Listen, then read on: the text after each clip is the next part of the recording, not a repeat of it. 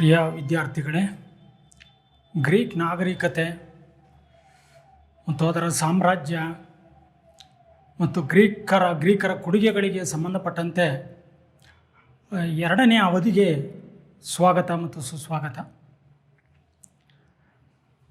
ಮೊದಲನೇ ಅವಧಿಯಲ್ಲಿ ಗ್ರೀಕ್ ನಾಗರಿಕತೆಯ ಉದಯ ಮತ್ತು ಗ್ರೀಕ್ ಸಾಮ್ರಾಜ್ಯದ ಬೆಳವಣಿಗೆಗೆ ಸಂಬಂಧಪಟ್ಟಂತೆ ತಿಳ್ಕೊಂಡ್ರಿ.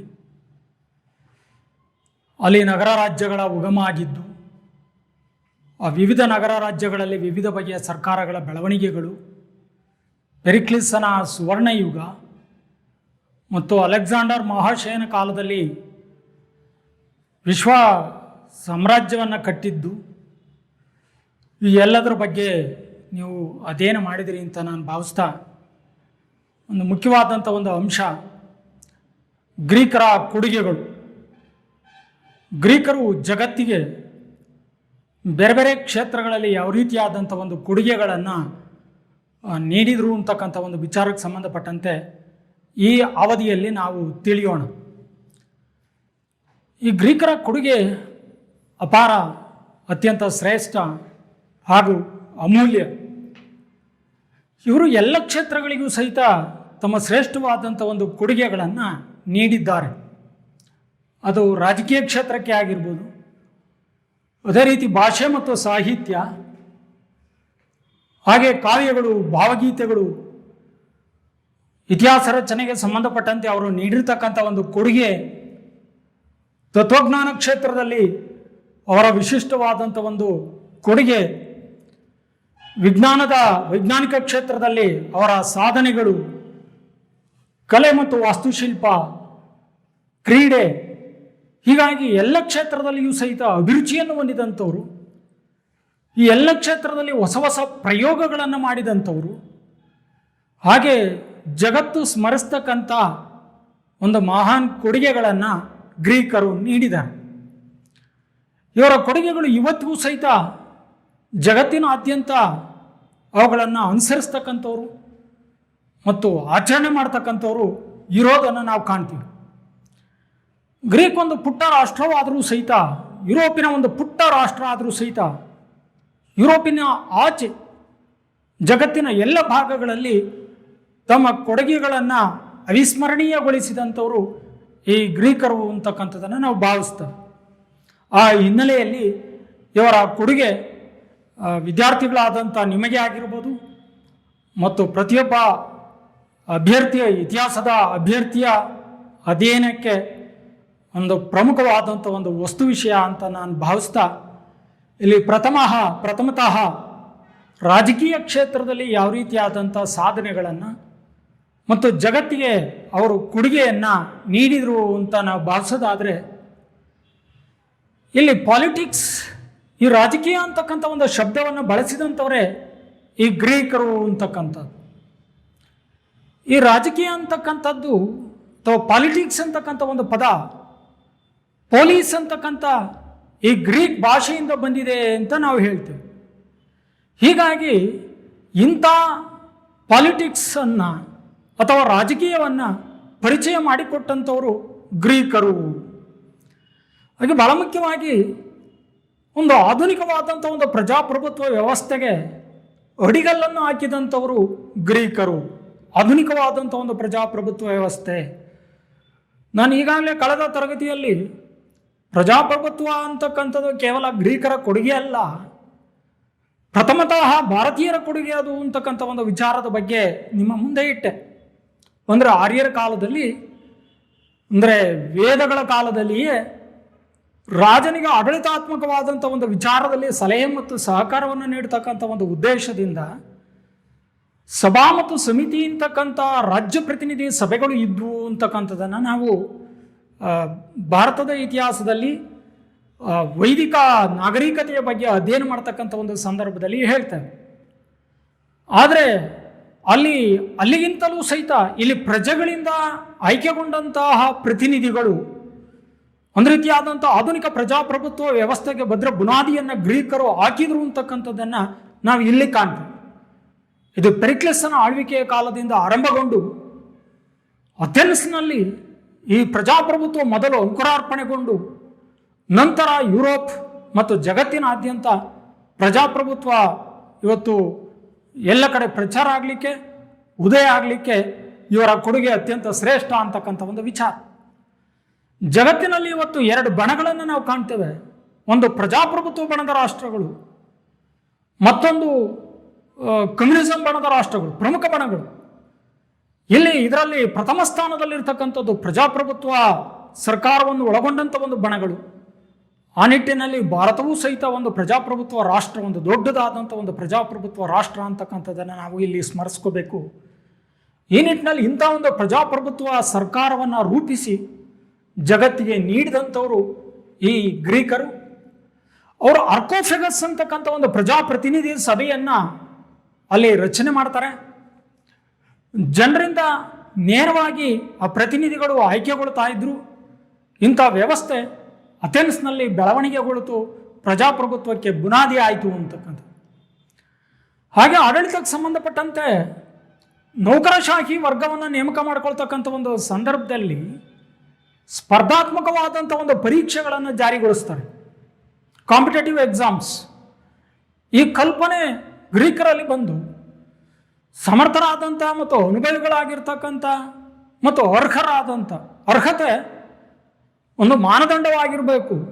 ಅಲ್ಲಿ ಯಾವುದೇ ರೀತಿಯಾದಂಥ ಶ್ರೀಮಂತಿಕೆ ಇದು ಮಾನದಂಡ ಆಗಿರಬಾರ್ದು ಅಂತಕ್ಕಂಥ ಒಂದು ನಿಟ್ಟಿನಲ್ಲಿ ಸಾಮಾನ್ಯ ವರ್ಗದಿಂದಲೂ ಸಹಿತ ಪ್ರತಿಭಾ ಸಂಪನ್ನನಾದಂಥ ವ್ಯಕ್ತಿ ಇಂಥ ನೌಕರಿಗೆ ಅಥವಾ ಸರ್ಕಾರದ ಉನ್ನತ ಸ್ಥಾನಗಳಿಗೆ ಆಯ್ಕೆಯಾಗಿ ಬರಲಿಕ್ಕೆ ಒಂದು ಅವಕಾಶ ಅಂತಕ್ಕಂಥದ್ದು ಈ ಮೂಲಕವಾಗಿ ಲಭ್ಯ ಆಯಿತು.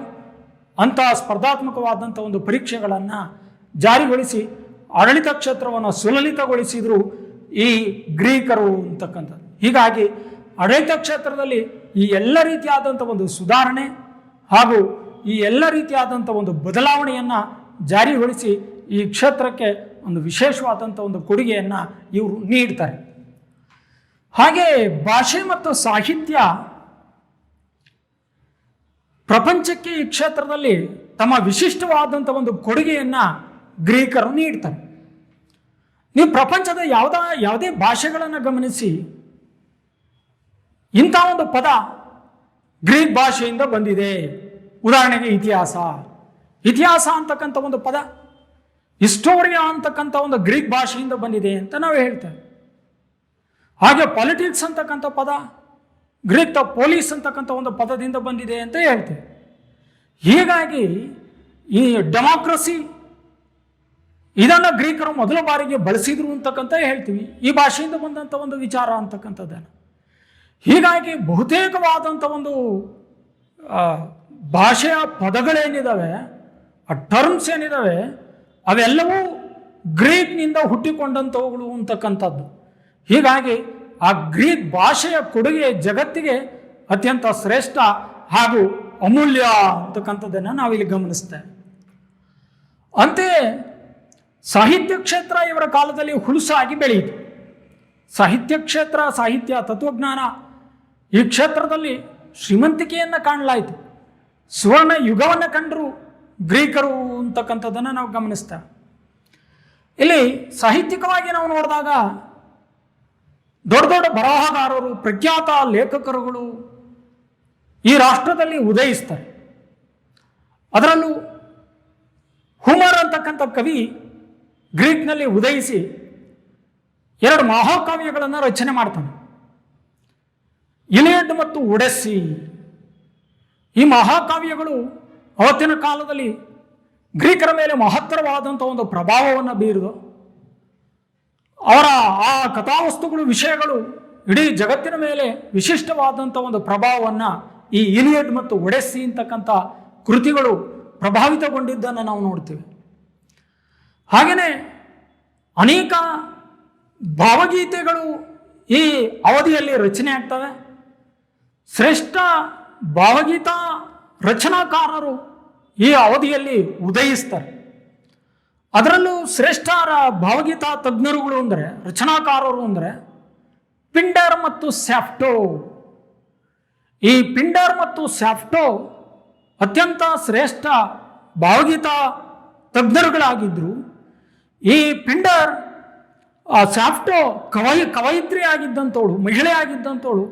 ಅತ್ಯಂತ ಈ ಕ್ಷೇತ್ರದಲ್ಲಿ ಮಹಾನ್ ಶ್ರೇಷ್ಠತೆಯನ್ನು ಪಡೆದಂಥ ಮಹಿಳೆ ಈ ಸ್ಯಾಫ್ಟೋ ಅಂತಕ್ಕಂಥದ್ದು. ಪಿಂಡರ್ ಮತ್ತು ಸ್ಯಾಫ್ಟೋ ಗ್ರೀಕ್ನ ಶ್ರೇಷ್ಠ ಭಾವಗೀತೆ ರಚನಾಕಾರರು ಅಂತಕ್ಕಂಥ ಒಂದು ವಿಚಾರ.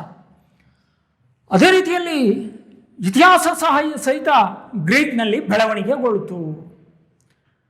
ಇತಿಹಾಸದ ರಚನಾಕಾರರೇ ಗ್ರೀಕರು. ಗ್ರೀಕರಿಂದಲೇ ಇತಿಹಾಸ ಸೃಷ್ಟಿಯಾಯಿತು, ಗ್ರೀಕರಿಂದಲೇ ಇತಿಹಾಸ ಬೆಳವಣಿಗೆಗೊಳ್ತು. ನಮ್ಮ ಇತಿಹಾಸದ ಪಿತಾಮಹನಾದಂಥ ಎರಿಡೋಟಸ್, ಆತ ಅತ್ಯಂತ ಶ್ರೇಷ್ಠವಾದಂಥ ಒಂದು ಕೃತಿಯಾದಂಥ ಪರ್ಷಿಯನ್ ಕದನಗಳು ಅಂತಕ್ಕಂಥ ಒಂದು ಕೃತಿಯನ್ನು ಆತ ರಚನೆ ಮಾಡ್ತಾನೆ. ಆತ ಪರ್ಷಿಯನ್ ಕದನಗಳು ಅಂದರೆ ಗ್ರೀಕ್ ಮತ್ತು ಪರ್ಷಿಯನ್ನರ ನಡುವೆ ನಡೆದಂಥ ಒಂದು ಯುದ್ಧದ ಕಥಾವಸ್ತುವನ್ನು ಆಧರಿಸಿದಂತೆ ಆತ ಆ ಕೃತಿಯನ್ನು ರಚಿಸ್ತಾ ಹೋಗ್ತಾನೆ. ಅಂಥ ಒಂದು ಸಂದರ್ಭದಲ್ಲಿ ಆ ಕೃತಿಗೆ ವರ್ಣನೆ, ಬಣ್ಣನೆ ಮತ್ತು ರಂಜನೆಯನ್ನು ನೀಡ್ತಾನೆ. ಅನೇಕ ಲಾವಣಿಗಳು, ಕಥೆಗಳು ಅವುಗಳನ್ನು ಸೇರಿಸಿಕೊಂಡಂತೆ ಈ ಅಥೆನ್ಸ್ನ ಸೈನಿಕರ ವಿಜಯ ಮತ್ತು ಅದರ ಕಥಾವಸ್ತು ಅವುಗಳನ್ನು ಆಧರಿಸಿದಂತೆ ಆ ಕೃತಿಯನ್ನು ರಚಿಸ್ತಾನೆ. ಅದು ಆಕರ್ಷಣೀಯವಾಗಿತ್ತು. ಅಲ್ಲಿ ಆ ಕಾಲದ ಘಟನೆಗಳನ್ನು ಭವಿಷ್ಯತ್ತಿನ ಪೀಳಿಗೆ, ಆ ಭವಿಷ್ಯತ್ತಿನ ಪ್ರಜೆಗಳು ಅದನ್ನು ಅಧ್ಯಯನ ಮಾಡಬೇಕು, ಆ ನೆನಪುಗಳು ಸ್ಮರಣೀಯವಾಗಿ ಉಳಿಬೇಕು ಅಂತಕ್ಕಂಥ ಒಂದು ನಿಟ್ಟಿನಲ್ಲಿ ಆತ ಚಿಂತನೆ ಮಾಡಿ ಇತಿಹಾಸದ ರಚನೆಗೆ ಬುನಾದಿಯನ್ನು ಹಾಕಿದ. ಅದರ ಪರಿಣಾಮವಾಗಿ ಎರಿಡೋಟಸನನ್ನು ಇತಿಹಾಸದ ಪಿತಾಮಹ ಅಂತ ಕರೀತಾರೆ. ಹಾಗೆಯೇ ಮತ್ತೊಬ್ಬ ಶ್ರೇಷ್ಠ ಇತಿಹಾಸಕಾರ ಥುಸಿಡೈಡಸ್ ಅಂತಕ್ಕಂಥ ಥುಸಿಡೈಡಸ್. ಈ ಥುಸಿಡೈಡಸ್ ಇತಿಹಾಸದ ರಚನೆಯಲ್ಲಿ ಅದರ ಸ್ವರೂಪದಲ್ಲಿ ಬದಲಾವಣೆಯನ್ನು ಮಾಡ್ತಾನೆ. ಆತ ವೈಜ್ಞಾನಿಕವಾದಂಥ ಒಂದು ಇತಿಹಾಸ ರಚನೆಗೆ ಒತ್ತನ್ನು ಕೊಡ್ತಾನೆ. ಅಂದರೆ ಘಟನೆಗಳು ಯಥಾರ್ಥವಾಗಿರಬೇಕು, ವಸ್ತುನಿಷ್ಠವಾಗಿರಬೇಕು, ಯಥಾರ್ಥವಾದಂಥ ಒಂದು ಘಟನೆಗಳನ್ನು ಯಥಾರ್ಥವಾಗಿಯೇ ನೀಡಬೇಕು ಅಂತಕ್ಕಂಥ ಒಂದು ಉದ್ದೇಶವನ್ನು ಇಟ್ಕೊಂಡಂಥ ಥುಸಿಡೈಡಸ್ ಯಾವುದೇ ರೀತಿಯಾದಂಥ ಕಲ್ಪನೆ, ಊಹಾಪೋಹಕ್ಕೆ ಅಥವಾ ರಂಜನೆಗೆ ಅವಕಾಶವನ್ನು ಕೊಡದಲೆ ಯಥಾರ್ಥವಾದಂಥ ಒಂದು ವಿಚಾರಗಳನ್ನು ಮುಂದಿಡ್ತಕ್ಕಂಥ ಒಂದು ಪ್ರಯತ್ನವನ್ನು ಆ ಥುಸಿಡೈಡಸ್ ತನ್ನ ಕೃತಿಯಾದಂಥ ಫೆಲೋಫೆನೇಷಿಯಾ ಯುದ್ಧ ಅಂತ ಒಂದು ಕೃತಿಯಲ್ಲಿ ಆತ ನೀಡ್ತಾನೆ. ಸ್ಪಾರ್ಟ ಮತ್ತು ಅಥೆನ್ಸ್ ಅವುಗಳ ಮಧ್ಯೆ ನಡೆದಂಥ ಒಂದು ಯುದ್ಧದ ವರ್ಣನೆಯನ್ನು ಕಥಾವಸ್ತುವನ್ನಾಗಿ ಹೊಂದಿದಂಥ ಆತ ಅದರ ಪೂರ್ಣವಾದಂಥ ಒಂದು ಚಿತ್ರಣವನ್ನು ಈ ತನ್ನ ಕೃತಿಯಲ್ಲಿ ಆ ಥುಸಿಡೈಡಸ್ ನೀಡ್ತಾನೆ. ಇದು ಮುಂದೆ ಇತಿಹಾಸಕಾರರಿಗೆ ಒಂದು ಮಾರ್ಗದರ್ಶಕವಾದಂಥ ಒಂದು ಕೃತಿ ಆಯಿತು ಅಂತಕ್ಕಂಥದ್ದು. ಹಾಗೆ ಗ್ರೀಕ್ನ ಮತ್ತೊಬ್ಬ ಶ್ರೇಷ್ಠ ಇತಿಹಾಸಕಾರ ಫ್ಲೂಟಾರ್ಕ್ ಅಂತಕ್ಕಂಥ ಆತ ಲೈವ್ಸ್ ಆಫ್ ಇಲಸ್ಟ್ರಿಯಸ್ ಮೆನ್ ಅಂತಕ್ಕಂಥ ಕೃತಿಯನ್ನು ರಚನೆ ಮಾಡ್ತಾನೆ. ಲೈವ್ಸ್ ಆಫ್ ಇಲಸ್ಟ್ರಿಯಸ್ ಮೆನ್ ಅಂತಕ್ಕಂಥ ಕೃತಿಯನ್ನು ರಚಿಸಿ ಆ ಮೂಲಕವಾಗಿ ಇತಿಹಾಸ ರಚನೆಗೆ ಆತನೂ ಸಹಿತ ನಾಂದಿಯಾದ ಅಂತಕ್ಕಂಥದ್ದು. ಹಾಗೆಯೇ ಗ್ರೀಕರ ಒಂದು ಶ್ರೇಷ್ಠವಾದಂಥ ಒಂದು ಕೊಡುಗೆ ತತ್ವಜ್ಞಾನ. ಈ ತತ್ವಜ್ಞಾನ ಕ್ಷೇತ್ರಕ್ಕೆ ಗ್ರೀಕರು ವಿಶಿಷ್ಟವಾದಂಥ ಒಂದು ಕೊಡುಗೆಯನ್ನು ಅವರು ನೀಡ್ತಾರೆ. ಇಲ್ಲಿ ಗ್ರೀಕ್ನ ಶ್ರೇಷ್ಠ ತತ್ವಜ್ಞಾನಿಗಳು ಅಂದರೆ ಸಾಕ್ರಟೀಸ್, ಪ್ಲೇಟೋ ಮತ್ತು ಅರಿಸ್ಟಾಟಲ್. ಸಾಕ್ರಟೀಸ್ ಒಬ್ಬ ಮಹಾನ್ ಮೇಧಾವಿ, ಚಿಂತಕ ಹಾಗೂ ತತ್ವಜ್ಞಾನಿ. ಅದೇ ರೀತಿ ಸರಳತೆ ಮತ್ತು ಸಜ್ಜನಿಕೆಗೆ ಹೆಸರುವಾಸಿಯಾದಂಥ ವ್ಯಕ್ತಿ ಈ ಸಾಕ್ರಟೀಸ್. ಮಹಾನ್ ಬುದ್ಧಿವಂತ, ಆದರೆ ಅವನನ್ನು ಅರ್ಥ ಮಾಡಿಕೊಂಡಂಥವ್ರು ವಿರಳ. ಈತ ಎಂತಹ ಸ್ಥಿತಿಯಲ್ಲೂ ಸಹಿತ ಕೋಪತಾಪವನ್ನು ವ್ಯಕ್ತಪಡಿಸ್ತಾ ಇರಲಿಲ್ಲ ಅಂತಕ್ಕಂಥ ಒಂದು ವಿಚಾರ ಇದೆ. ಹಾಗಾಗಿ ಆ ಸಾಕ್ರಟೀಸ್ ತನ್ನ ಕೃತಿಯಾದಂಥ ಒಂದು ನಾಟಕಶಾಸ್ತ್ರದಲ್ಲಿ ಆತ ಅನೇಕ ವಿಚಾರಗಳನ್ನು ಹೇಳ್ತಾನೆ. ಸಾಮಾಜೀಕರಣದ ವಿಚಾರ ಮತ್ತು ಜೀವನ ಮಾರ್ಗ, ಹೇಗೆ ಮನುಷ್ಯ ಜೀವನವನ್ನು ನಡೆಸ್ಕೊಂಡು ಹೋಗಬೇಕು, ಮತ್ತು ಆಳವಾದಂಥ ಒಂದು ಅರಿವನ್ನು ಹೇಗೆ ಹೊಂದಿರಬೇಕು, ಸರಳತೆ ಮತ್ತು ಸಾರ್ಥಕವಾದಂಥ ಒಂದು ಜೀವನ ಮನುಷ್ಯನ ಒಂದು ಬದುಕಾಗಬೇಕು ಅಂತಕ್ಕಂಥ ಒಂದು ನಿಟ್ಟಿನಲ್ಲಿ ಸದಾ ಚಿಂತನೆ ಮಾಡ್ತಾ ಇದ್ದಂಥ ವ್ಯಕ್ತಿ ಈ ಸಾಕ್ರೆಟಿಸ್. ಮನುಷ್ಯ ಸಾರ್ಥಕವಾದಂಥ ಬದುಕನ್ನು ಮಾಡಬೇಕು, ಸರಳತೆ ಇರಬೇಕು, ತನ್ನಿಂದ ಬೇರೆಯವರಿಗೆ ಯಾವುದೇ ರೀತಿಯಾದಂಥ ನೋವನ್ನು ಕೊಡಬಾರದು ಅಂತಕ್ಕಂಥ ಒಂದು ಅರಿವಿನ ಹಿನ್ನೆಲೆಯಲ್ಲಿ ಬದುಕಬೇಕು ಅಂತಕ್ಕಂಥ ಅಂಥ ಜೀವನದ ಒಂದು ಮಾರ್ಗವನ್ನು ಸೂಚಿಸಿದಂಥ ವ್ಯಕ್ತಿ ಈ ಸಾಕ್ರೆಟಿಸ್. ಆತ ಭಾರತದ ಬಗ್ಗೆ ಅಭಿಮಾನವನ್ನು ಉಳ್ಳಂಥ ವ್ಯಕ್ತಿ ಸಾಕ್ರೆಟಿಸ್. ಆತ ಹೇಳ್ತಾನೆ, ಭಾರತದಲ್ಲಿ ಪ್ರತಿದಿನ ಸೂರ್ಯ ಉದಯವಾಗ್ತಾನೆ. ಅಯ್ಯೋ, ಜಗತ್ತಿನಲ್ಲಿ ಇನ್ನೆಲ್ಲ ಉದಯ ಆಗ್ತಿರ್ಲಿಲ್ವಾ ಅಂದರೆ ಆ ಭಾರತ ಇಂಥ ಅನೇಕ ಶ್ರೇಷ್ಠ ನಾಯಕರುಗಳಿಗೆ, ಭಾರತಾಂಬೆಯ ಪುತ್ರರಿಗೆ ಜನ್ಮ ನೀಡಿದಂಥ ಒಂದು ದೇಶ. ಅನೇಕ ಅಂಥ ಮಹಾನ್ ವ್ಯಕ್ತಿಗಳು ಆ ಭಾರತದಲ್ಲಿ ಪ್ರತಿದಿನ ಉದಯಿಸ್ತಾರೆ ಅಂತಕ್ಕಂಥ ಒಂದು ವಿಚಾರವನ್ನು ಹೇಳ್ತಾ ಭಾರತದ ಬಗ್ಗೆ ಆತ ಎಷ್ಟೊಂದು ಅಭಿಮಾನವನ್ನು ಹೊಂದಿದ ಅಂತಕ್ಕಂಥ ಒಂದು ವಿಚಾರ ನಮಗೆ ಅಲ್ಲಿ ವ್ಯಕ್ತ ಆಗ್ತದೆ. ಹಾಗೆ ಮತ್ತೊಬ್ಬ ಶ್ರೇಷ್ಠ ತತ್ವಜ್ಞಾನಿ ಮತ್ತು ಸಾಕ್ರೆಟಿಸನ ಶಿಷ್ಯನೂ ಆದಂಥ ಪ್ಲೇಟೋ, ಆತ ಅನೇಕ ಅಮೂಲ್ಯವಾದಂಥ ಒಂದು ಗ್ರಂಥಗಳನ್ನು ರಚನೆ ಮಾಡ್ತಾನೆ. ಆತನ ರಿಪಬ್ಲಿಕ್ ಅತ್ಯಂತ ಶ್ರೇಷ್ಠವಾದಂಥ ಒಂದು ಗ್ರಂಥ. ಹಾಗೆ ಡೈಲಾಗ್ಸ್ ಅಥವಾ ಸಂಭಾಷಣೆಗಳು ಅಂತ ಕರೀತೇವೆ. ಜೊತೆಗೆ ದಿ ಲಾಸ್, ಕಾನೂನಿಗೆ ಸಂಬಂಧಪಟ್ಟಂಥ ಒಂದು ಕೃತಿ. ಈ ಮೂರು ಕೃತಿಗಳು ಅವನ ಅತ್ಯಂತ ಶ್ರೇಷ್ಠವಾದಂಥ ಒಂದು ಕೃತಿಗಳು. ಪ್ಲೇಟೋನ ರಿಪಬ್ಲಿಕ್ ಕೃತಿ ಅತ್ಯಂತ ಶ್ರೇಷ್ಠವಾದಂಥ ಕೃತಿ. ಆತ ಆದರ್ಶ ರಾಜ್ಯ ಹೇಗಿರಬೇಕು, ರಾಜತ್ವದ ಉದಯ, ರಾಜ್ಯ ಶ್ರೇಷ್ಠತೆ, ಅಂದರೆ ಎಲ್ಲದಕ್ಕಿಂತಲೂ ಒಬ್ಬ ಪ್ರಜೆಗೆ ರಾಜ್ಯವೇ ಶ್ರೇಷ್ಠ ಅಂತಕ್ಕಂಥ ಒಂದು ಭಾವನೆ ಇರಬೇಕು ಅಂತಕ್ಕಂಥ ಒಂದು ನಿಟ್ಟಿನಲ್ಲಿ ಪ್ಲೇಟೋ ಹೇಳಿದ್ದನ್ನು ನಾವು ಕಾಣ್ತೀವಿ. ಹೀಗಾಗಿ ಆ ರಾಜ್ಯ ಶ್ರೇಷ್ಠತೆಯನ್ನು ತನ್ನ ರಿಪಬ್ಲಿಕ್ ಗ್ರಂಥದಲ್ಲಿ ಆತ ಹೇಳ್ತಾನೆ. ಹಾಗೆ ಅರಿಸ್ಟಾಟಲ್ ಪ್ಲೇಟೋನ ಶಿಷ್ಯ, ಆತನು ಸಹಿತ ಮಹಾನ್ ಮೇಧಾವಿ. ಆತ ಅನೇಕ ಗ್ರಂಥಗಳ ಬಗ್ಗೆ ಮತ್ತು ಅನೇಕ ವಿಷಯಗಳ ಬಗ್ಗೆ ಪಾಂಡಿತ್ಯವನ್ನು ಪಡೆದುಕೊಂಡಿದ್ದಂಥ ವ್ಯಕ್ತಿ ಅರಿಸ್ಟಾಟಲ್. ಆತನನ್ನು ವಾಂಡ್ರಿಂಗ್ ಯೂನಿವರ್ಸಿಟಿ ಅಂತ ಕರೀತಾರೆ, ಚಲಿಸುವ ವಿಶ್ವವಿದ್ಯಾನಿಲಯ. ಯಾಕಪ್ಪ ಅವನನ್ನು ಚಲಿಸುವ ವಿಶ್ವವಿದ್ಯಾನಿಲಯ ಅಂತ ಕರೀತಾ ಇದ್ರು ಅಂದರೆ, ಅವನ ಅರಮುಟ್ಟದ ಸೊಪ್ಪಿಲ್ಲ ಅಂತ ನಾವು ಹೇಗೆ ಹೇಳ್ತೀವಿ, ಹಾಗೆ ಅವನು ಅಧ್ಯಯನ ಮಾಡದಂಥ ಒಂದು ವಿಷಯಗಳೇ ಇಲ್ಲ. ಇತಿಹಾಸ, ರಾಜ್ಯಶಾಸ್ತ್ರ, ಭೂಗೋಳ, ಭೌತವಿಜ್ಞಾನ, ಈ ಎಲ್ಲ ವಿಷಯಗಳಲ್ಲಿ, ತತ್ವಜ್ಞಾನ, ಈ ಎಲ್ಲ ವಿಷಯಗಳಲ್ಲಿ ಅಪಾರವಾದಂಥ ಒಂದು ಪಾಂಡಿತ್ಯವನ್ನು ಪಡೆದಿದ್ದಂಥ ಒಬ್ಬ ಮಹಾನ್ ಮೇಧಾವಿ ಅರಿಸ್ಟಾಟಲ್. ಆ ಹಿನ್ನೆಲೆಯಲ್ಲಿಯೇ ಇವನನ್ನು ವಾಂಡ್ರಿಂಗ್ ಯೂನಿವರ್ಸಿಟಿ ಅಂತ ಕರಿತೀವಿ. ಅವನು ಎರಡು ಪ್ರಸಿದ್ಧವಾದಂಥ ಒಂದು ಕೃತಿಗಳಿದ್ದಾವೆ. ಅವನ ಪ್ರಸಿದ್ಧವಾದಂಥ ಒಂದು ಕೃತಿಗಳು ಅಂದರೆ ದಿ ಪಾಲಿಟಿಕ್ಸ್ ಅಂತಕ್ಕಂಥ ಒಂದು ಮಹಾನ್ ಗ್ರಂಥ. ಹಾಗೆಯೇ ದಿ ಹಿಸ್ಟ್ರಿ ಆಫ್ ಅನಿಮಲ್ಸ್ ಅಂತಕ್ಕಂಥ ಮತ್ತೊಂದು ಗ್ರಂಥ. ದಿ ಪಾಲಿಟಿಕ್ಸ್ ಆ ಗ್ರಂಥ ರಾಜ್ಯಶಾಸ್ತ್ರಕ್ಕೆ ಸಂಬಂಧಪಟ್ಟಂಥ ಒಂದು ಮಹಾನ್ ಗ್ರಂಥವಾಗಿದೆ. ಆ ಹಿನ್ನೆಲೆಯಲ್ಲಿಯೇ ರಾಜ್ಯಶಾಸ್ತ್ರದ ರಾಜಕೀಯ ತಜ್ಞರುಗಳು ಅರಿಸ್ಟಾಟಲನನ್ನು ರಾಜ್ಯಶಾಸ್ತ್ರದ ಪಿತಾಮಹ ಅಂತ ಅವನನ್ನು ಗೌರವಿಸ್ತಾರೆ ಮತ್ತು ಸಂಬೋಧಿಸ್ತಾರೆ. ಹಾಗೆ ಮತ್ತೊಂದು ಅವನ ಗ್ರಂಥ ಹಿಸ್ಟ್ರಿ ಆಫ್ ಅನಿಮಲ್ಸ್ ಅಂತಕ್ಕಂಥದ್ದು. ಅನಿಮಲ್ಸಿಗೆ ಸಂಬಂಧಪಟ್ಟಂತೆ ಅನೇಕವಾದಂಥ ಒಂದು ವಿಷಯಗಳನ್ನು ಅದರಲ್ಲಿ ಆತ ಚರ್ಚಿಸಿದ್ದಾನೆ. ಹೀಗೆ ತತ್ವಜ್ಞಾನ ಅಂತಕ್ಕಂಥದ್ದು ಈ ದೇಶದಲ್ಲಿ ಹುಟ್ಟಿ ಬೆಳೆದು ಆನಂತರ ಜಗತ್ತಿನ ಮೇಲೆ ಅದು ತನ್ನ ಪ್ರಭಾವವನ್ನು ಬೀರಿ ಇಡೀ ಸಮಾಜದ ಮೇಲೆ ತನ್ನದೇ ಆದಂಥ ಒಂದು ಪ್ರಭಾವವನ್ನು ಬೀರೋದ್ರ ಮೂಲಕವಾಗಿ ಈ ತತ್ವಜ್ಞಾನದ ಒಂದು ಪ್ರಾಮುಖ್ಯತೆಯನ್ನು ಜಗತ್ತಿಗೆ ಸಾರಿ ಹೇಳಿದಂಥವರು ಈ ಜ್ಞಾನಿಗಳು. ಇವತ್ತು ಆ ಕಾಲದಿಂದ ಇವತ್ತಿನವರೆಗೂ ಸಹಿತ ಅವರ ವಿಚಾರಧಾರೆಗಳು ಇವತ್ತು ಜಗತ್ತಿನ ಎಲ್ಲ ಜನರ ಮನ್ವಂತರಾಳದಲ್ಲಿ ಇವತ್ತು ಉದುಗಿರೋದನ್ನು ನಾವು ಕಾಣ್ತೀವಿ. ಹೀಗಾಗಿ ಸಾಕ್ರೆಟಿಸ್, ಪ್ಲೇಟೋ ಹಾಗೂ ಅರಿಸ್ಟಾಟಲ್ ಈ ಗ್ರೀಕ್ ಕಂಡಂತಹ ಅತ್ಯಂತ ಶ್ರೇಷ್ಠ ತತ್ವಜ್ಞಾನಿಗಳು ಅಂತಕ್ಕಂಥದ್ದು.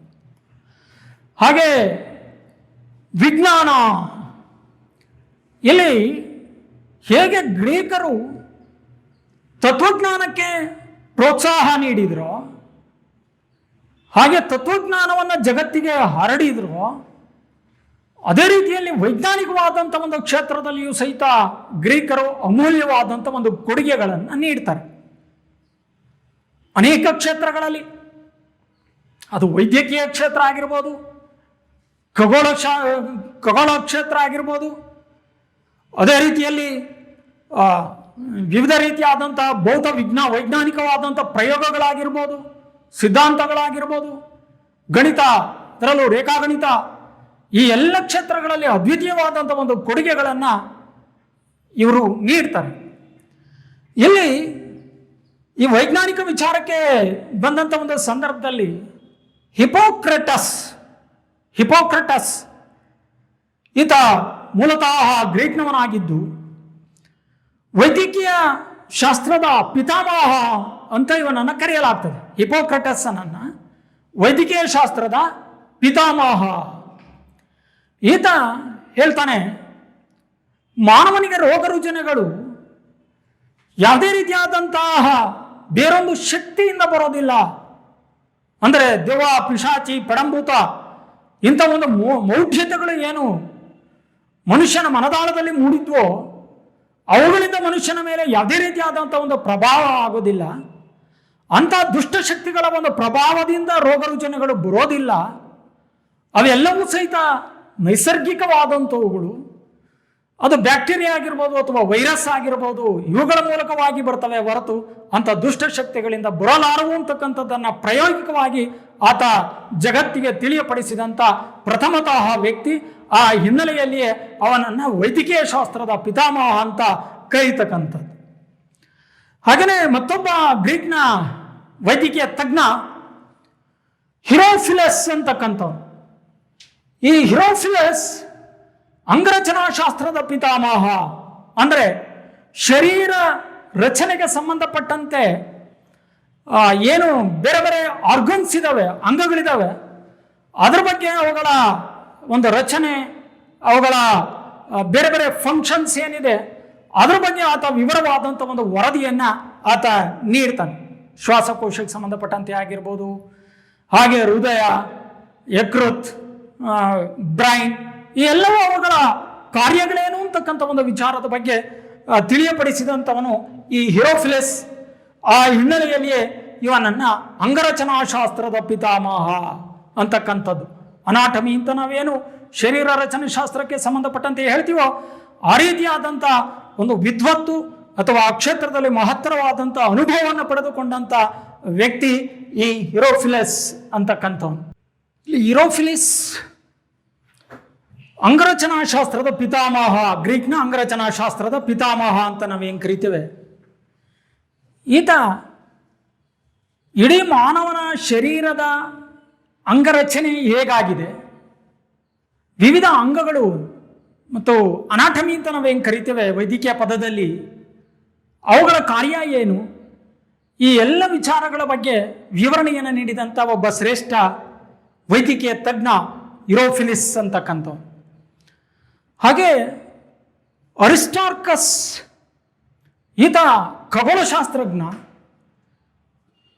ಈತ ಕೋಪರ್ನಿಕಸ್ನಿಗಿಂತ ಮೊದಲೇ ಆತ ಸೌರವ್ಯೂಹದಲ್ಲಿ ಸೂರ್ಯ ವಿವಿಧ ಗ್ರಹಗಳ ಕೇಂದ್ರ ಬಿಂದು ಅಂತಕ್ಕಂಥ ಒಂದು ವಿಚಾರದ ಬಗ್ಗೆ ಅರಿಸ್ಟಾರ್ಕಸ್ ಅವಾಗಲೇ ಹೇಳಿದ್ದ. ಸುಮಾರು ಸಾಮಾನ್ಯ ಶಕ ಪೂರ್ವ 1000 ವರ್ಷದ ಅವಧಿಯಲ್ಲಿಯೇ ಈ ಅರಿಸ್ಟಾರ್ಕಸ್ ಹೇಳಿದ್ದ ಅಂತಕ್ಕಂಥ ಒಂದು ವಿಚಾರ.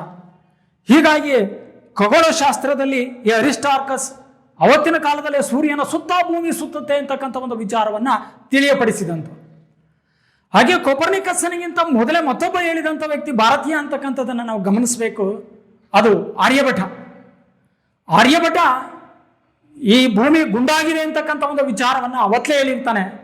ಮತ್ತು ಭೂಮಿ ಸೂರ್ಯನ ಸುತ್ತಲೂ ಸಹಿತ ಸುತ್ತುತ್ತೆ ಅಂತಕ್ಕಂಥ ಒಂದು ವಿಚಾರವನ್ನು ನಮ್ಮ ಭಾರತೀಯ ಖಗೋಳಶಾಸ್ತ್ರಜ್ಞನಾದಂಥ ಆರ್ಯಭಟ ಸಹಿತ ಹೇಳಿದ್ದ ಅಂತಕ್ಕಂಥದ್ದನ್ನು ನಾವಿಲ್ಲಿ ಗಮನಿಸಬೇಕಾಗ್ತದೆ. ಹಾಗೆಯೇ ಇನ್ನೂ ಅನೇಕ ಗಣಿತಜ್ಞರುಗಳು ಈ ಗ್ರೀಕ್ನಲ್ಲಿ ಉದಯಗೊಂಡಿದ್ರು, ಜನ್ಮಿಸಿದ್ರು. ಅಂಥವರಲ್ಲಿ ಯುಕ್ಲಿಡ್, ಹಾಗೆ ಪೈಥಾಗರಸ್, ಹಾಗೆ ಆರ್ಕಿಮಿಡೀಸ್, ಇವರು ಸಹಿತ ಶ್ರೇಷ್ಠವಾದಂಥ ಗಣಿತಜ್ಞರುಗಳು. ಯುಕ್ಲಿಡ್ ಆತ ತ್ರಿಭುಜದ ಸೂತ್ರವನ್ನ ಜಗತ್ತಿಗೆ ಮೊದಲ ಬಾರಿಗೆ ನೀಡಿದಂಥವನು. ತ್ರಿಭುಜದ 3 ಕೋನಗಳು ಸಹಿತ ಸಮವಾಗಿರ್ತವೆ. ಸಮಬಾಹುಗಳು ಅವು ಪೂರ್ಣವಾದಂಥ ಒಂದು ಸಮತೆಯನ್ನು ಪಡೆದಿರ್ತವೆ ಅಂತಕ್ಕಂಥ ಒಂದು ವಿಚಾರದ ಬಗ್ಗೆ ಆ ತ್ರಿಭುಜ ಸೂತ್ರವನ್ನು ಮಂಡನೆ ಮಾಡ್ತಾನೆ ಯೂಕ್ಲಿಡ್. ಹಾಗೆಯೇ ಪೈಥಾಗರಸ್ ಅವನ ಪ್ರಮೇಯಗಳು ಅಂತಕ್ಕಂಥದ್ದು ನಾವು ಪ್ರೌಢಶಾಲೆಯ ಹಂತದಲ್ಲಿ ಎಲ್ಲ ವಿದ್ಯಾರ್ಥಿಗಳು ನೋಡಿರ್ತೀರಿ. ಅಲ್ಲಿ ಆತ 2 ಲಂಬಕೋನಗಳ ವರ್ಗಮೂಲದ ಮೊತ್ತಕ್ಕೆ 3ನೇ ಬಾಹು ಸಮನಾಗಿರ್ತದೆ ಅಂತಕ್ಕಂಥ ಒಂದು ವಿಚಾರವನ್ನು ಪೈಥಾಗರಸ್ ಅವತ್ತೇ ಹೇಳಿದ.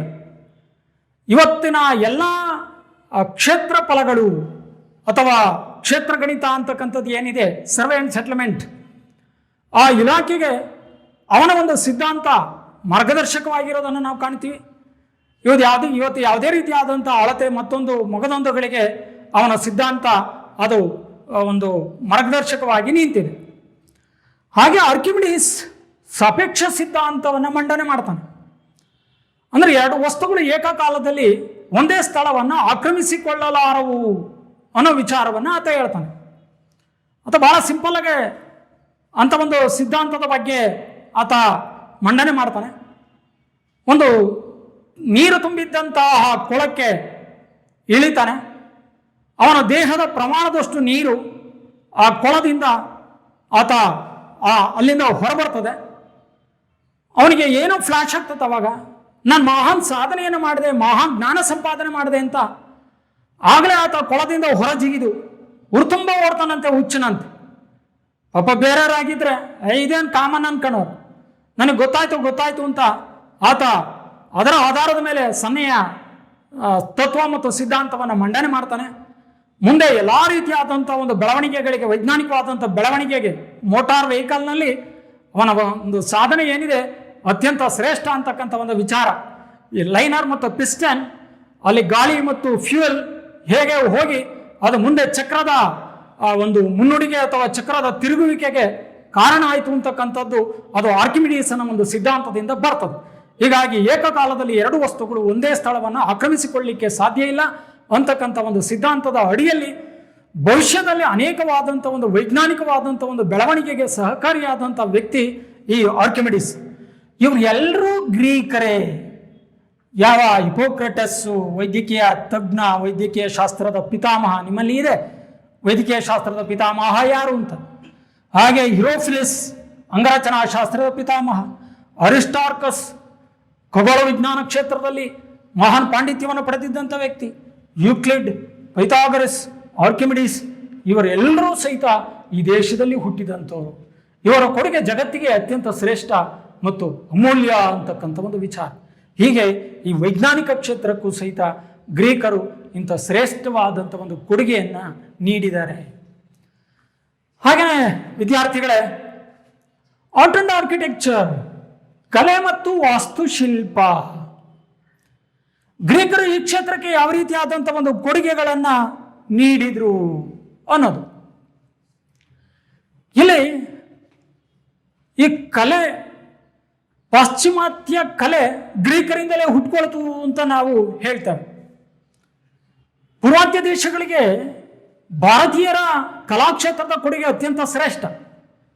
ಪಾಶ್ಚಿಮಾತ್ಯ ದೇಶಗಳಿಗೆ ಈ ಗ್ರೀಕರು ಕೊಡುಗೆ ಅತ್ಯಂತ ಅಮೂಲ್ಯ ಅಂತಕ್ಕಂಥದ್ದು. ಇವರು ಅಂದರೆ ಯಾವ ಕಲೆ? ಕಲೆ ಮತ್ತು ವಾಸ್ತುಶಿಲ್ಪ. ಶಿಲೆಯಿಂದ ಕಲೆಯನ್ನು ಬಿಡಿಸಿದ್ದೇ ಕಲೆ ಮತ್ತು ವಾಸ್ತುಶಿಲ್ಪ. ಕಲೆ ಎಂಬ ಶಿಲೆ ಎಂಬ ವಸ್ತುವಿನಲ್ಲಿ ಕಲೆ ಬಿಡಿಸಲ್ಪಟ್ಟಾಗ ಅಲ್ಲಿ ಕಲೆ ಮತ್ತು ವಾಸ್ತುಶಿಲ್ಪ ರಚನೆ ಆಗ್ತದೆ. ಇಲ್ಲಿ ತಮ್ಮ ಕಾಲದಲ್ಲಿ ಅನೇಕ ದೇವಾಲಯಗಳನ್ನು ನಿರ್ಮಾಣ ಮಾಡ್ತಾರೆ, ಅನೇಕ ವೈಭವದ ಮೂರ್ತಿಗಳನ್ನು ರಚನೆ ಮಾಡ್ತಾರೆ, ಹಾಗೆ ಅನೇಕ ವಿಗ್ರಹಗಳು ರಚನೆ ಆಗ್ತವೆ, ಅನೇಕ ವಾಸ್ತುಶಿಲ್ಪ ಶೈಲಿಗಳು ಇವರ ಕಾಲದಲ್ಲಿ ಹುಟ್ಟಿಕೊಳ್ತವೆ. ಹೀಗಾಗಿ ಕಲೆ ಮತ್ತು ವಾಸ್ತುಶಿಲ್ಪ ಶೈಲಿ ಇವರ ಕಾಲದಲ್ಲಿ ಸಾಕಷ್ಟು ಬೆಳವಣಿಗೆ ಆಯಿತು. ತಮ್ಮ ದೇವಾಲಯಗಳ ನಿರ್ಮಾಣಕ್ಕೆ ಮತ್ತು ಮೂರ್ತಿಗಳ ರಚನೆಗೆ ಸುಟ್ಟ ಇಟ್ಟಿಗೆಗಳನ್ನು ಬಳಸ್ಕೊಳ್ತಾರೆ. ಮರಗಳನ್ನು ಅವರು ಬಳಸ್ಕೊಳ್ತಾರೆ, ಅಮೃತ ಶಿಲೆಗಳನ್ನು ಬಳಸ್ಕೊಳ್ತಾರೆ. ಇವುಗಳ ಮೂಲಕವಾಗಿ ಕಲೆಯನ್ನು ಶ್ರೀಮಂತಗೊಳಿಸಿದರು. ಆ ಮುಖೇನ ವಿವಿಧ ಶೈಲಿಯ, ವಿವಿಧ ಕಲಾಶೈಲಿಯ, ವಿವಿಧ ಪ್ರಾಕಾರದ ಮೂರ್ತಿಗಳು ನಿರ್ಮಾಣಗೊಂಡವು. ಗ್ರೀಕರ ಕಾಲದಲ್ಲಿ ವಿಶಿಷ್ಟವಾದಂಥ ಒಂದು ಕಲಾಶೈಲಿಗಳು ಹುಟ್ಕೊಳ್ತವೆ. ಬೇರೆ ಬೇರೆ ರೀತಿಯಾದಂಥ ವಾಸ್ತುಶಿಲ್ಪ ಶೈಲಿಗಳು ಈ ಕಾಲದಲ್ಲಿ ಹುಟ್ಕೊಳ್ತವೆ. ಅದರಲ್ಲಿ ಡೋರಿಕ್ ಶೈಲಿ, ಅಯೋನಿಕ್ ಶೈಲಿ, ಕೊರಿಯಂತ ಶೈಲಿ, ಈ ರೀತಿಯಾದಂಥ ವಾಸ್ತುಶಿಲ್ಪ ಶೈಲಿಗಳು ಇವರ ಕಾಲದಲ್ಲಿ ಬೆಳವಣಿಗೆಗೊಂಡವು. ಡೋರಿಕ್, ಅಯೋನಿಕ್ ಹಾಗೂ ಕೊರಿಯಂತ ಶೈಲಿಗಳು ಗ್ರೀಕರ ಕಾಲದಲ್ಲಿ ಬೆಳೆದಂಥ ಕಲಾ ವಾಸ್ತುಶಿಲ್ಪ ಶೈಲಿಯನ್ನು ತಿಳಿಸಿ ಅಂತ 2 ಅಂಕದ ಪ್ರಶ್ನೆ ಇರ್ತದೆ. ಆಗ ಡೋರಿಯಕ್, ಅಯೋನಿಕ್ ಹಾಗೂ ಕೊರಿಯನ್ ಶೈಲಿ ಅಂತ ನೀವು ಉತ್ತರಿಸಬೇಕಾಗ್ತದೆ.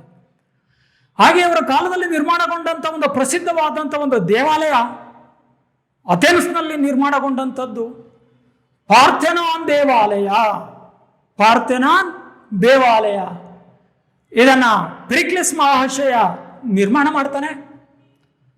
ಆಕ್ಟಿನಸ್ ಅಂತಕ್ಕಂತಹ ಶಿಲ್ಪಿ ಈ ದೇವಾಲಯದ ನಿರ್ಮಾಣಕ್ಕೆ ಆತ ರೂಪವನ್ನು ಕೊಡ್ತಾನೆ, ಅದನ್ನು ನಿರ್ಮಿಸಿದಂಥವ.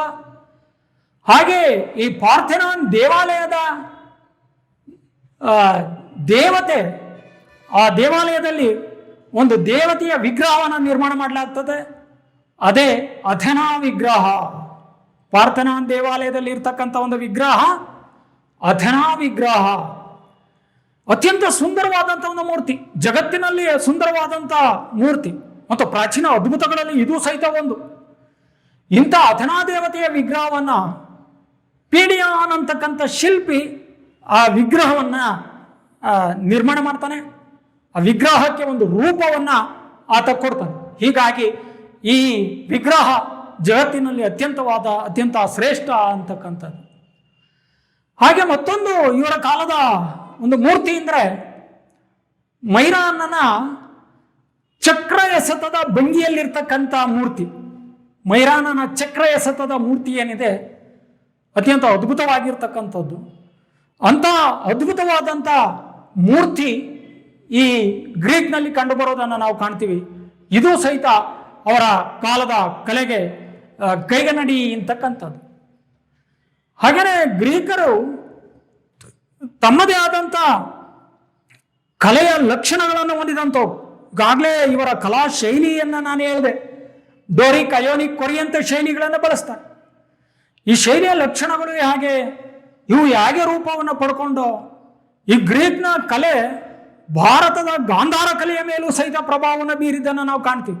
ಕುಶಾಂದ್ರ ಕಾಲದಲ್ಲಿ ಭಾರತದಲ್ಲಿ ಗಾಂಧಾರ ಕಲೆ ಬೆಳವಣಿಗೆಗೊಳ್ತು. ಅದು ಗ್ರೀಕ್ ಮತ್ತು ಭಾರತೀಯ ಒಂದು ಭಾವನೆ ಮತ್ತು ತಂತ್ರಜ್ಞಾನವನ್ನು ಹೊಂದಿದಂತಹ ಕಲೆ, ಆ ಗಾಂಧಾರ ಕಲೆ ಆಗಿದ್ದನ್ನು ನಾವು ಕಾಣ್ತೀವಿ. ಅವರು ಈ ಗ್ರೀಕರಿಂದ ಪ್ರಭಾವಿತಗೊಂಡಿದ್ರು ಅಂತಕ್ಕಂಥದ್ದನ್ನು ನಾವು ಕಾಣ್ತೀವಿ. ಅಂತ ಭಾರತದಲ್ಲಿ ಗಾಂಧಾರ ಕಲೆ ಬೆಳವಣಿಗೆಗೊಳ್ಳಿಕ್ಕೆ ಗ್ರೀಕರ ಪ್ರಭಾವ ಆಗಿತ್ತು ಅಂತಕ್ಕಂಥದ್ದನ್ನು ಇಲ್ಲಿ ನಾವು ಸ್ಮರಿಸ್ಕೊಳ್ಬೇಕಾಗ್ತದೆ. ಇಲ್ಲಿ ಏನು ಗಾಂಧಾರ ಕಲೆ, ಗ್ರೀಕರ ಕಲೆ ಹೇಗಿತ್ತು, ಅವರ ಆ ಮೂರ್ತಿಗಳ ಸ್ವರೂಪ, ಅಲ್ಲಿಯ ಲಕ್ಷಣ, ಇದೆಲ್ಲವನ್ನು ನಾವು ಗಮನಿಸಿದಂಥ ಸಂದರ್ಭದಲ್ಲಿ ಅವರು ಅಂಗಸೌಷ್ಠವಕ್ಕೆ ಹೆಚ್ಚಿನದಾದಂಥ ಒಂದು ಒತ್ತನ್ನು ಕೊಡ್ತಾರೆ. ಮೂರ್ತಿಗಳನ್ನು ನಿರ್ಮಾಣ ಮಾಡ್ತಕ್ಕಂಥ ಒಂದು ಸಂದರ್ಭದಲ್ಲಿ ಬಾಹುಳ್ಯಕ್ಕೆ ಪ್ರಾಧಾನ್ಯತೆಯನ್ನು ಕೊಡ್ತಾರೆ, ದೇಹದಾಢ್ಯತೆಗೆ ಹೆಚ್ಚಿನದಾದಂಥ ಒಂದು ಒತ್ತನ್ನು ಕೊಡ್ತಾರೆ. ಹಾಗೆ ಮೂರ್ತಿಗಳ ನಾವೀನ್ಯತೆ, ಸೌಂದರ್ಯ, ಮೆರುಗು ಇವುಗಳಿಗೆಲ್ಲ ಹೆಚ್ಚಿನದಾದಂಥ ಒಂದು ಒತ್ತನ್ನು ಅವರು ಕೊಟ್ಟಿದ್ದನ್ನು ನಾವು ಕಾಣ್ತೇವೆ. ಹಾಗೂ ಬೃಹತ್ತಾದಂಥ ಒಂದು ಮೂರ್ತಿಗಳನ್ನು ನಿರ್ಮಾಣ ಮಾಡ್ತಕ್ಕಂಥ ಒಂದು ವಿಚಾರದಲ್ಲಿ ಹೆಚ್ಚಿನದಾದಂಥ ಒಂದು ಪ್ರಾಶಸ್ತ್ಯವನ್ನು ಅವರು ನೀಡಿದರು.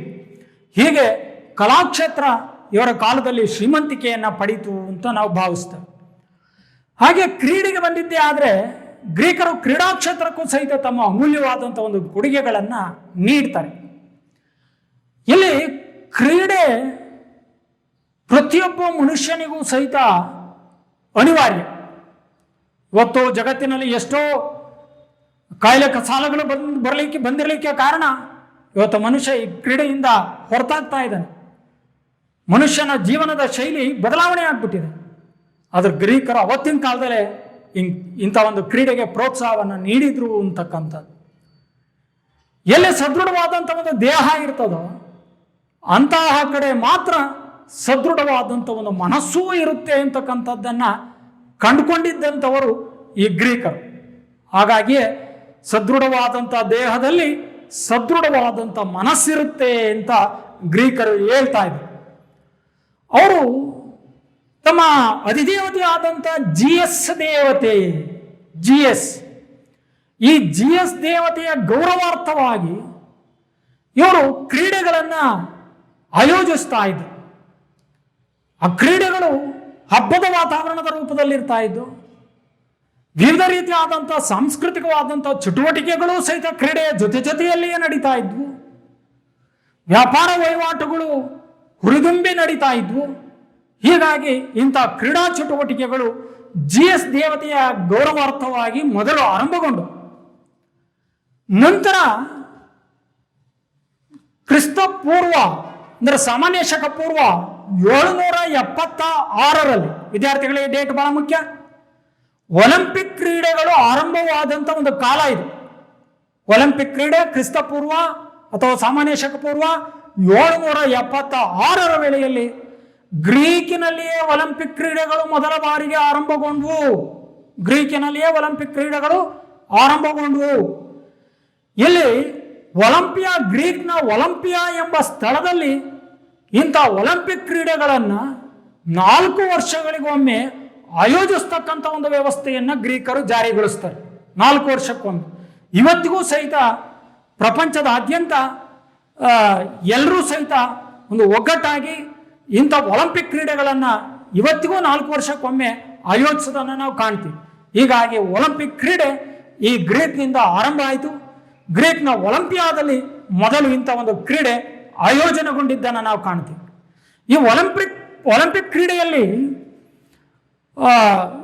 ಯಾವ ಓಟ, ಚಕ್ರ ಎಸೆತ, ಅದೇ ರೀತಿಯಲ್ಲಿ ಗುಂಡು ಎಸೆತ, ಲಾಂಗ್ ಜಂಪ್ ಅಥವಾ ಉದ್ದ ಜಿಗಿತ ಅಂತ ಜಿಗಿತ ಅಂತ ಏನು ಕರಿತೇವೆ, ಹಾಗೆ ಎತ್ತರ ಜಿಗಿತ, ಇಂಥ ಬೇರೆ ಬೇರೆ ರೀತಿಯಾದಂಥ ಒಂದು ಪಂದ್ಯಾವಳಿಗಳು ಅವುಗಳನ್ನು ಇವತ್ತು ಆಯೋಜಿಸ್ತಾ ಇದ್ದಾರೆ.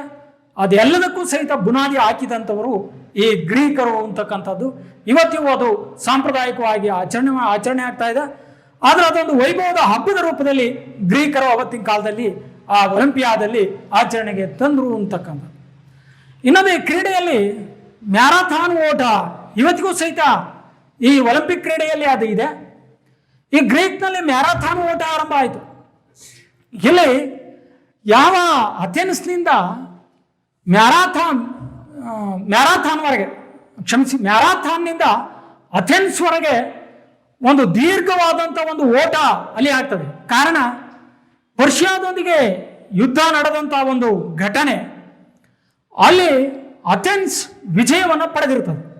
ಆ ವಿಜಯದ ಸುದ್ದಿಯನ್ನು ಸೈನಿಕನೋರ್ವ ಅಥವಾ ದೂತನೋರ್ವ ಆ ಮ್ಯಾರಥಾನ್ನಿಂದ ಈ ಅಥೆನ್ಸ್ಗೆ ಸುಮಾರು 22 ಮೈಲಿಗಳ ಅಂತರವನ್ನು ಓಡಿ ಬಂದು ವಿಷಯವನ್ನು ಮುಟ್ಟಿಸ್ತಾನೆ. ಇಂಥ ದೀರ್ಘವಾದಂಥ ಓಟದಿಂದ ಬಳಲಿ ಅಲ್ಲಿಯೇ ಕುಸಿದು ಬಿದ್ದು ಆ ಸೈನಿಕ ಅಥವಾ ದೂತ ಮರಣವನ್ನು ಒಪ್ತಾನೆ. ಇಂಥ ಒಂದು ದೀರ್ಘ ಹೋರಾಟವನ್ನೇ ಮ್ಯಾರಥಾನ್ ಓಟ ಅಂತ ಕರಿತೇವೆ. ಆ ಓಟ ಇವತ್ತಿಗೂ ಸಹಿತ ಒಲಿಂಪಿಕ್ ಕ್ರೀಡೆಗಳಲ್ಲಿ ಇರೋದನ್ನು ನಾವು ಕಾಣ್ತೀವಿ. ಹೀಗಾಗಿ ಇಂಥ ಒಂದು ಕ್ರೀಡಾ ಚಟುವಟಿಕೆಗಳು ಈ ಗ್ರೀಕರಿಂದಲೇ ಆರಂಭಗೊಂಡು ಅಂತಕ್ಕಂಥದ್ದನ್ನು ನಾವು ಭಾವಿಸ್ಬೋದು.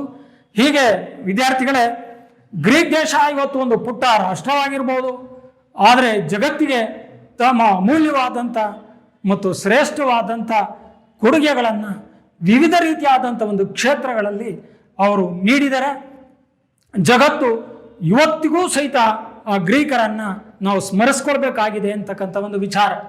ಅದು ರಾಜಕೀಯ ಕ್ಷೇತ್ರ ಆಗಿರ್ಬೋದು.